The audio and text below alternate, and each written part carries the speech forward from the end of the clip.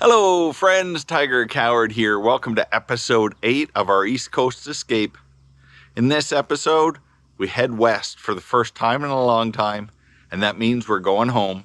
It's always bittersweet when you get to the end of a journey, but there's still thousands of kilometers to go, and we've got some excitement in this one. Let's go. It was bright and sunny this morning in Bathurst, New Brunswick, with a balmy 18 degrees to start the day. We wandered over to Timmy's where I tried the Ryan Reynolds signature sausage and egg bowl. It was surprisingly decent. Once we hit the road, we had a glorious ride into the New Brunswick wilderness on our way to St. Quentin. It was classic NB, hills, forests, curves, and absolutely no traffic. The town itself was forgettable, so we pressed on north to Campbellton.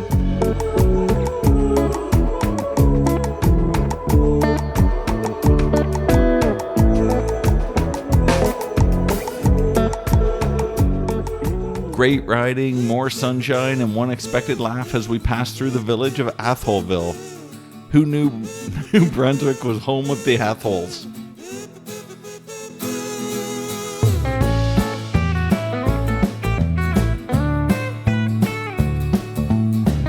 We crossed the mighty Restigouche River on a beautiful bridge that entered La Belle Province.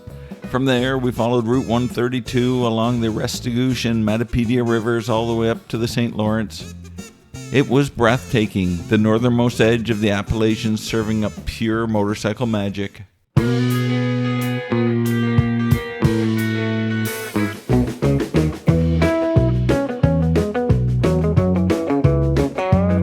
Of course, we couldn't stay on pavement all day, so we took a quick detour across a covered bridge and up a gnarly dirt road filled with steep switchbacks and loose rock.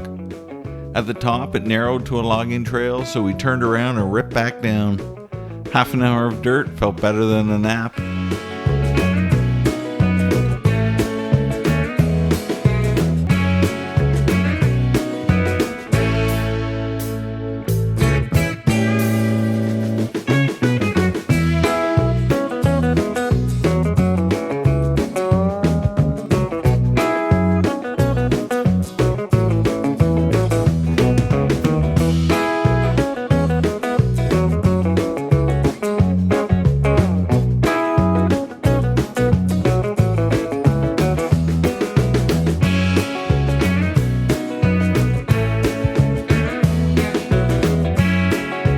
As we push west towards Rivière-du-Loup, the winds picked up, strong headwinds with a bonus side smacks just to keep us alert.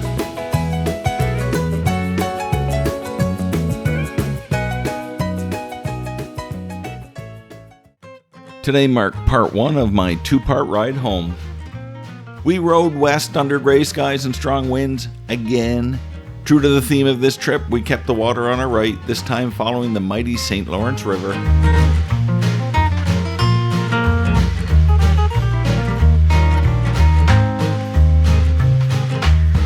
The geography along the South Shore is pretty stunning.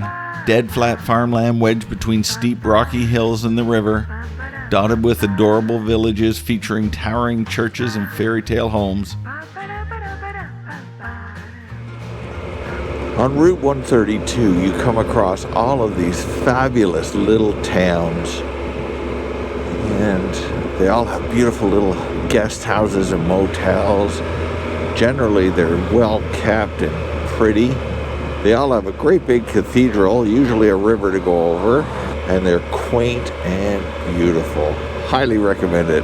So says me, who only ever drives through here. I actually never stop at any of these places, but they're all so gorgeous. Look at that church. It's now a museum. Oh, I've got a big crush on the South Shore of the St. Lawrence. Très bien.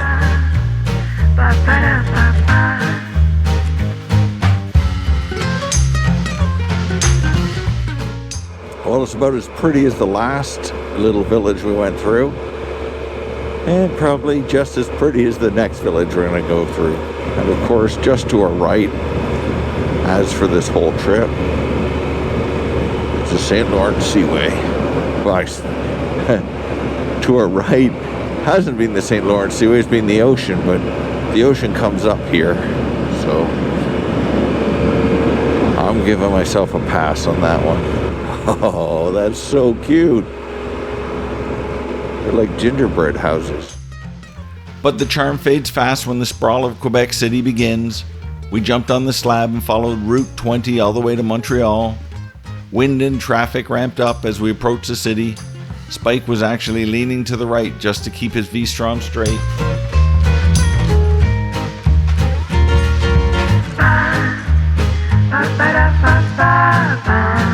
Let's go Oilers!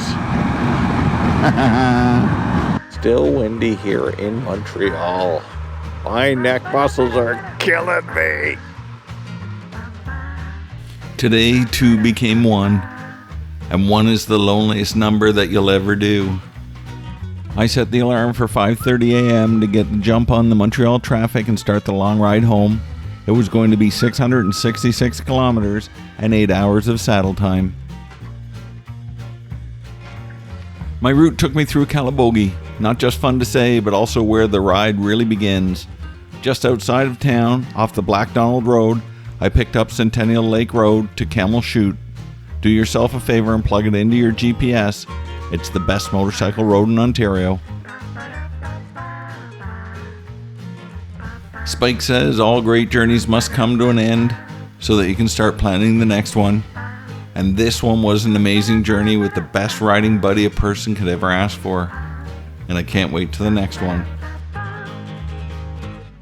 So there you have it, friends. 3 great weeks in the Maritimes. I had such a good time even on the days when it rained. I highly recommend it.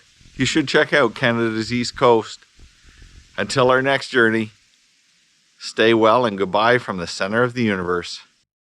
Go forth with an open mind and most importantly an open heart. And remember, self-care is not selfish.